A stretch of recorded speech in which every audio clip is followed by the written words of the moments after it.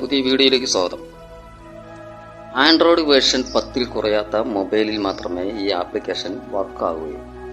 ഗൂഗിളിൽ PMAYG എന്ന് search ചെയ്ത് PMAYയുടെ സൈറ്റിൽ നമുക്ക് 15/5/2025 വരെയും സ്വന്തമായി മൊബൈൽ ഉപയോഗിച്ച് രജിസ്റ്റർ ചെയ്യാവുന്നതാണ്. ഇത് നമ്മുടെ മുൻ വീഡിയോയിൽ വന്നിട്ടുള്ള ഒരു കമൻ്റാണ്. നിങ്ങൾക്ക് വളരെയധികം യൂസ്ഫുൾ ആകും എന്നുള്ളത് കൊണ്ടാണ് ഇവിടെ പറഞ്ഞത്. അദ്ദേഹം പറഞ്ഞതുപോലെ PMAYയിലേക്ക് സർവേ ചെയ്യുന്നത് ഏപ്രിൽ 30-ൽ നിന്ന് മെയ് 15 വരെ നീട്ടിയിരിക്കുന്നു. അതുകൊണ്ട് കുറച്ച് ദിവസം കൂടിയുണ്ട്. ചെയ്തിട്ടില്ലാത്തവർ ഉടനെ ചെയ്യുക. കുറച്ച് നാളുകൾക്ക് മുമ്പ് ഈ സൈറ്റിൽ കയറി നോക്കിയപ്പോൾ, അല്ലെങ്കിൽ ഈ ആപ്പിൽ നോക്കിയ സമയത്ത് അസിസ്റ്റഡ് സർവേ മാത്രമേ ചെയ്യാൻ കഴിയുന്നുണ്ടായിരുന്നുള്ളൂ. അത് കേരളത്തിൽ മാത്രം അങ്ങനെയായിരുന്നു. അപ്പോൾ അതുകൊണ്ട് ഇപ്പോഴും അങ്ങനെ തന്നെ ആയിരിക്കും എന്ന ധാരണയിലാണ് കഴിഞ്ഞ വീഡിയോയിൽ പ്രതികരിച്ചത്. അത് ഈ ആപ്പിൽ ഇപ്പോൾ കയറി നോക്കാനുള്ള ചില സാങ്കേതിക പ്രശ്നങ്ങളുണ്ടായിരുന്നു. അതുകൊണ്ട് അത് നോക്കാൻ കഴിയുന്നുണ്ടായിരുന്നില്ല. അതുകൊണ്ടാണ് കേരളത്തിൽ ഇങ്ങനെ ആയിപ്പോയല്ലോ എന്ന് പറഞ്ഞ് പ്രതികരിച്ചത്. പിന്നീട് കമൻറ്റുകളിലൂടെയൊക്കെ നമുക്ക് മനസ്സിലായി, നമ്മുടെ വീഡിയോ കണ്ടിട്ട് പലരും അതിന് ശ്രമിച്ച് അതിൽ അപ്ലൈ ചെയ്യാൻ കഴിഞ്ഞിട്ടുണ്ട് എന്ന് മനസ്സിലാക്കി. അപ്പോൾ അതിപ്പോൾ വർക്കാകുന്നുണ്ട് എന്ന് മനസ്സിലാക്കി. അപ്പോൾ അങ്ങനെ പറഞ്ഞത് അപ്പോൾ ചെയ്യാൻ കഴിഞ്ഞിട്ടുണ്ടായിരുന്നില്ല. നിലവിൽ അങ്ങനെ തന്നെ ആയിരിക്കും എന്നുള്ള ധാരണയിലാണ് കേട്ടോ. നമ്മുടെ വീഡിയോ കണ്ടിട്ട് പലർക്കും സെൽഫ് സർവേ ചെയ്യാൻ കഴിഞ്ഞിട്ടുണ്ട്. അങ്ങനെ ചെയ്യാൻ കഴിയുന്നുണ്ട് എന്നറിഞ്ഞതിൽ വളരെ സന്തോഷം. എന്നാൽ അത് കൃത്യമായി ചെയ്യാൻ കഴിയാത്തവരുമുണ്ട്. പലരും പല സംശയങ്ങളും ചോദിക്കുന്നുണ്ട്. അവർക്ക് വേണ്ടി സെൽഫ് സർവേയെക്കുറിച്ച് എങ്ങനെ ചെയ്യാമെന്ന് പറയാം. സ്ക്രീൻ റെക്കോർഡ് സഹിതം കാണിക്കാമെന്നാണ് കരുതിയിരുന്നത്. പക്ഷേ ചെറിയ സാങ്കേതിക പ്രശ്നങ്ങൾ കൊണ്ട് അങ്ങനെ കഴിയാത്തതിൽ ക്ഷമിക്കണം. ആദ്യം നമ്മൾ ഗൂഗിളിൽ PMAYG എന്ന് ടൈപ്പ് ചെയ്യുക. അങ്ങനെ ടൈപ്പ് ചെയ്യുന്ന സമയത്ത് ആദ്യം തന്നെ ഒരു ഓപ്ഷൻ വരും, ആവാസ് പ്ലസ് 2024 സർവേ എന്ന്. അങ്ങനെ ഒരു ഓപ്ഷൻ കാണാം. ആദ്യമാണെങ്കിലും പിന്നീടാണെങ്കിലും അങ്ങനെ ഒരു ഓപ്ഷൻ ഉണ്ടാവും. അവിടെ ക്ലിക്ക് ചെയ്ത് നമ്മൾ സൈറ്റിലേക്ക് പോകുമ്പോൾ ആവാസ് പ്ലസ് 2024 സർവേ ഇൻഫർമേഷൻ എന്നൊരു പേജിലേക്കാണ് പോവുക. അവിടെ 3 ഓപ്ഷനുകൾ ഉണ്ടാവും. അതിൽ മൂന്നാമത്തെ option Aadhaar face ID download ചെയ്യാനുള്ള ഓപ്ഷൻ ആയിരിക്കും. ആ ഓപ്ഷനിൽ ക്ലിക്ക് ചെയ്ത് നമ്മൾ പ്ലേ സ്റ്റോറിലേക്ക് പോകുക. പ്ലേ സ്റ്റോറിലേക്ക് പോകുമ്പോൾ അവിടെ ഫേസ് ID ഡൗൺലോഡ് ചെയ്യാനുള്ള ഓപ്ഷൻ വന്നിട്ടുണ്ടാവും. അതിൽ നിന്ന് ഫേസ് ID ഡൗൺലോഡ് ചെയ്യുക. അതിനുശേഷം നമ്മൾ തിരിച്ച് വന്ന് ഒന്നാമത്തെ ഓപ്ഷനിൽ ക്ലിക്ക് ചെയ്ത് വീണ്ടും പ്ലേ സ്റ്റോറിലേക്ക് പോയി ആവാസ് പ്ലസ് 2024 ഡൗൺലോഡ് ചെയ്യാനുള്ള ഓപ്ഷൻ വന്നിട്ടുണ്ടാവും. അവിടെ നിന്ന് ഡൗൺലോഡ് ചെയ്യുക. ഡൗൺലോഡ് ചെയ്തതിന് ശേഷം നമ്മൾ എനേബിൾ ചെയ്ത് ഓപ്പൺ ആക്കുക. ഓപ്പൺ ആക്കുമ്പോൾ തന്നെ നമ്മളോട് പെർമിഷനുകൾ ചോദിക്കും. ആ പെർമിഷനുകൾ കൊടുക്കുക. അപ്പോൾ പെർമിഷനുകൾ കൊടുത്ത് ആപ്പിലേക്ക് പോകുന്ന സമയത്ത് അസിസ്റ്റഡ് സർവേ, സെൽഫ് സർവേ എന്നീ 2 ഓപ്ഷനുകൾ ഉണ്ടാവും. അസിസ്റ്റഡ് സർവേ എന്ന് പറയുന്നത് രജിസ്റ്റർ ചെയ്തിട്ടുള്ള സർവേയർമാർക്ക്, അതായത് BEOമാർക്ക് സർവേ ചെയ്യാനുള്ളതാണ്. അതല്ല നമുക്ക് വേണ്ടത് സെൽഫ് സർവേ ആണ്. അപ്പോൾ നമ്മൾ സെൽഫ് സർവേയിൽ സെലക്ട് ചെയ്യുക. അതിന് താഴെയായിട്ട് ആധാർ നമ്പർ ചോദിച്ചിട്ടുള്ള ഒരു കോളം ഉണ്ടാവും. അതിൽ നമ്മുടെ ആധാർ നമ്പർ തെറ്റാതെ കൃത്യമായിട്ട് ടൈപ്പ് ചെയ്യുക. ആധാർ നമ്പർ ടൈപ്പ് ചെയ്തതിന് ശേഷം താഴെയായിട്ട് ഒരു ബട്ടൺ ഉണ്ടാവും, ഓതൻറ്റിക്കേറ്റ് എന്ന് പറഞ്ഞിട്ടുള്ള ഒരു ബട്ടൺ ഉണ്ടാവും. അതിൽ ക്ലിക്ക് ചെയ്യുമ്പോൾ തന്നെ നമ്മുടെ ഫേസ് ID ഓട്ടോമാറ്റിക്കായിട്ട് വർക്കാകും. അത് നമ്മളോട് പെർമിഷനുകൾ ചോദിക്കും. ആ പെർമിഷനുകൾ കൊടുത്തു കഴിഞ്ഞാൽ നമ്മുടെ ഫേസ് സ്കാൻ ചെയ്യാനുള്ള ഓപ്ഷൻ വരും, ഒരു റൗണ്ട് വരും. ആ റൗണ്ടിൽ നമ്മുടെ ഫേസ് വരുന്ന രീതിയിൽ ക്യാമറ ഓപ്പൺ ആയിട്ടുണ്ടാവും. റൗണ്ടിൽ നമ്മളെ ഫേസ് കറക്റ്റായിട്ട് വരുന്ന രീതിയിൽ നമ്മൾ മൊബൈൽ നമ്മുടെ മുഖത്തിന് അഭിമുഖമായിട്ട് പിടിക്കുക. അപ്പോൾ കൃത്യമായിട്ട് ഒരു കുറച്ച് സെക്കൻഡുകൾ പിടിക്കുന്ന സമയത്ത് നമ്മുടെ ഫേസ് വെരിഫൈ ചെയ്യും. ആ വെരിഫൈ ചെയ്ത് ഓക്കെ കൊടുത്തു കഴിഞ്ഞ് കഴിഞ്ഞാൽ പിന്നീട് ക്രിയേറ്റ് പിൻ എന്നൊരു ഓപ്ഷൻ വരും. അപ്പോൾ അവിടെ നമുക്ക് ഒരു പിന്ന് ക്രിയേറ്റ് ചെയ്യണം. ഒരു നമ്പർ അടിച്ചു കൊടുക്കുക. അപ്പോൾ അത് പിന്നീട് ഈ പിൻ നമ്പർ കൺഫേം ചെയ്യാനുള്ള ഓപ്ഷനാണുള്ളത്. കൺഫേം ചെയ്യാൻ വേണ്ടിയിട്ട് ഈ നമ്പർ വീണ്ടും നമ്മൾ ഈ പിൻ നമ്പർ അടിച്ചു കൊടുത്തിട്ട്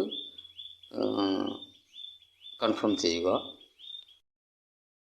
കൺഫേം ചെയ്തതിന് ശേഷം ക്രിയേറ്റ് പിൻ എന്ന ബട്ടൺ ഉണ്ടാവും, അത് ക്ലിക്ക് ചെയ്യുക. അത് ക്ലിക്ക് ചെയ്യുമ്പോൾ നമ്മൾ പുതിയൊരു പേജിലേക്ക് പോകും. അത് നമ്മുടെ ഡിസ്ട്രിക്റ്റ്, ബ്ലോക്ക്, പഞ്ചായത്ത്, വില്ലേജ് എന്നിവയൊക്കെ സെലക്ട് ചെയ്യാനുള്ള ഭാഗമാണ്. അവിടെ നമ്മൾ ഇതൊക്കെ കറക്റ്റായിട്ട് സെലക്ട് ചെയ്യുക. എന്ന് വെച്ചാൽ നമ്മൾ ബ്ലോക്ക് സെലക്ട് ചെയ്യണമെന്നുണ്ടെങ്കിൽ ആ ബ്ലോക്കിൻ്റെ ഒരു അറ്റത്തായിട്ട് ഒരു ആരോ മാർക്ക് ഉണ്ടാവും. അതിൽ ക്ലിക്ക് ചെയ്യുമ്പോൾ തന്നെ നമുക്ക് ഏതൊക്കെ ബ്ലോക്കുകൾ എന്നുള്ളതൊക്കെ ലിസ്റ്റ് വരും. ആ ലിസ്റ്റിൽ നിന്ന് നമ്മൾ സെലക്ട് ചെയ്തെടുത്താൽ മതി. അതേപോലെ തന്നെ പഞ്ചായത്തും വില്ലേജും ഡിസ്ട്രിക്റ്റും ഒക്കെ അങ്ങനെ ആയിരിക്കും. അങ്ങനെ അതെല്ലാം സെലക്ട് ചെയ്യുക. അത് ചെയ്ത് കഴിഞ്ഞ് പ്രൊസീഡ് എന്നുള്ള ബട്ടണിൽ ക്ലിക്ക് ചെയ്ത് ആഡ് ഓർ എഡിറ്റ് സർവേ എന്ന ഓപ്ഷനിൽ ക്ലിക്ക് ചെയ്തിട്ട് പുതിയ പേജിൽ നെയിം ആസ് പെർ ആധാർ എന്നുണ്ടാവും. അതിൻ്റെ എന്ന് വെച്ചാൽ നമ്മുടെ ആധാറിൽ എങ്ങനെയാണോ പേര് അതുപോലെ തന്നെ വള്ളി പുള്ളി തെറ്റാതെ കൃത്യമായിട്ട് ആധാറിലുള്ള പേര് ടൈപ്പ് ചെയ്യുക. ആ പേര് ടൈപ്പ് ചെയ്ത് കഴിഞ്ഞാൽ അതിൻ്റെ തൊട്ടടിയിലായിട്ട് ആധാർ നമ്പർ കൊടുക്കേണ്ട ഒരു കോളം ഉണ്ടാവും. അവിടെ ആധാർ നമ്പർ കൃത്യമായി ടൈപ്പ് ചെയ്ത് കൊടുക്കുക. തൊട്ട് താഴെ ജോബ് കാർഡ് നമ്പർ ചോദിച്ചിട്ടുണ്ടാവും. അത് ജോബ് കാർഡ് ഉള്ളവർ ജോബ് കാർഡ് നമ്പർ അവിടെ കൊടുക്കുക. പിന്നീട് ജെൻഡർ സെലക്ട് ചെയ്യേണ്ടതുണ്ട്. മെയിൽ ഓർ ഫീമെയിൽ സെലക്ട് ചെയ്യുക. താഴെയായിട്ട് SC ST അതർ അങ്ങനെ 3 ഓപ്ഷനുകളുണ്ടാവും. അതിൽ SC ആയിട്ടുള്ളവർ SC സെലക്ട് ചെയ്യുക, ST ആയിട്ടുള്ളവർ ST സെലക്ട് ചെയ്യുക, അല്ലാത്തവർ അതർ സെലക്ട് ചെയ്യുക. പിന്നെ അതിന് ശേഷം വയസ്സ് ചോദിച്ചിട്ടുണ്ടാവും, ഏജ്. അപ്പോൾ അവിടെ നമ്മുടെ വയസ്സ് കൊടുക്കുക. അതിനുശേഷം മെരിറ്റൽ സ്റ്റാറ്റസ്, വിവാഹിതനാണോ അല്ലയോ എന്നാണ് ചോദിച്ചിരിക്കുന്നത്, അത് കൃത്യമായിട്ട് കൊടുക്കുക. അടുത്ത കോളം നെയിം ഓഫ് ഫാദർ അല്ലെങ്കിൽ നെയിം ഓഫ് ഹസ്ബൻഡ്. അപ്പോൾ ഏതാണെന്ന് വെച്ച് കഴിഞ്ഞാൽ അത് പേര് കൊടുക്കുക. മൊബൈൽ നമ്പർ ടൈപ്പ് ചെയ്ത് കൊടുക്കുക. പിന്നെ നമ്മുടെ വിദ്യാഭ്യാസത്തെക്കുറിച്ച് ചോദിച്ചിട്ടുണ്ട്. അവിടെ വിദ്യാഭ്യാസം എത്രയാണെന്ന് വെച്ചാൽ അത് കൊടുക്കുക. അതിന് താഴെ ഒക്യുപ്പേഷനാണ്, ആ ജോലി എന്താണെന്ന് വെച്ചാൽ അത് കൊടുക്കുക. പിന്നീട് number of family members including head എന്ന് വെച്ചാൽ നമ്മുടെ കുടുംബനാഥൻ ഉൾപ്പെടെ നമ്മുടെ കുടുംബത്തിൽ എത്ര അംഗങ്ങളുണ്ട് എന്ന്. അപ്പോൾ എത്ര നമ്പറാണെന്നുണ്ടെങ്കിൽ ആ നമ്പർ കൊടുക്കുക. അത് കൊടുത്തു കഴിഞ്ഞാൽ എനി മെമ്പർ വിത്ത് ഡിസബിലിറ്റി എന്ന് ചോദിച്ചിട്ടുണ്ട്. നമ്മുടെ കുടുംബത്തിൽ ആരെങ്കിലും അംഗവൈകല്യമുള്ള ആളുകളുണ്ടോ എന്നാണ് ചോദിച്ചിരിക്കുന്നത്. അവിടെ യെസ് ഓർ നോ കൊടുക്കുക. പിന്നെ എനി മെമ്പർ ക്രിട്ടിക്കൽ ഇൽനെസ്, മാരകമായ രോഗമുള്ള ആരെങ്കിലും ഉണ്ടോ എന്നാണ്. അവിടെ അത് കൃത്യമായിട്ട് കൊടുക്കുക. പിന്നീട് ഫാമിലി ഇൻകം ചോദിച്ചിട്ടുണ്ട്. വാർഷിക വരുമാനമാണ് കൊടുക്കേണ്ടത്. നമ്മുടെ ഒരു വർഷത്തിൽ നമ്മുടെ കുടുംബത്തിന് എത്ര വരുമാനമുണ്ട് അതിനനുസരിച്ച് അത് കൊടുക്കുക. നമ്മുടെ വാർഷിക വരുമാനം കൊടുത്തു കഴിഞ്ഞാൽ സേവ് ആൻഡ് നെക്സ്റ്റ് എന്ന ബട്ടൺ ക്ലിക്ക് ചെയ്യുമ്പോൾ പിന്നെ നമ്മുടെ ഫാമിലി മെമ്പേഴ്സിൻ്റെ ഡീറ്റെയിൽസ് കൊടുക്കാനുള്ള ഭാഗമാണ്. അവിടെ ആഡ് മെമ്പർ എന്നുള്ളൊരു ഓപ്ഷൻ ഉണ്ടാവും, അവിടെ ക്ലിക്ക് ചെയ്യുക. എന്നിട്ട് ഒരാളുടെ പേര്, ആധാർ നമ്പർ, ജെൻഡർ, കുടുംബനാഥനുമായിട്ടുള്ള ബന്ധം, അത് മകനാണോ മകളാണോ അല്ലെങ്കിൽ മരുമകളാണോ എന്നുള്ള ആ ബന്ധം, വയസ്സ്, മെറിറ്റൽ സ്റ്റാറ്റസ്, പിന്നീട് മൊബൈൽ നമ്പർ, വിദ്യാഭ്യാസം, ജോലി എന്നിവ കൊടുത്തതിന് ശേഷം ഡിസബിലിറ്റി ഉള്ള ആളാണോ എന്ന് ചോദിച്ചിട്ടുണ്ട്. അവിടെ യെസ് ഓർ നോ കൊടുക്കുക. ഡിസബിലിറ്റി യെസ് ഓർ നോ കൊടുത്തു കഴിഞ്ഞാൽ ഒരു കുടുംബാംഗത്തിൻ്റെ ഡീറ്റെയിൽസ് പൂർത്തിയായി.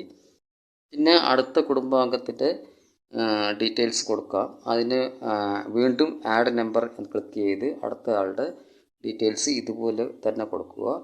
അത് കഴിഞ്ഞ് കഴിഞ്ഞാൽ വീണ്ടും ആഡ് നമ്പർ ക്ലിക്ക് ചെയ്തിട്ട് അടുത്ത മെമ്പറിൻ്റെ ഡീറ്റെയിൽസ് കൊടുക്കുക. അങ്ങനെ എത്ര അംഗങ്ങളുണ്ടോ ആ അംഗങ്ങളുടെ മുഴുവൻ ഡീറ്റെയിൽസും കൊടുക്കുക.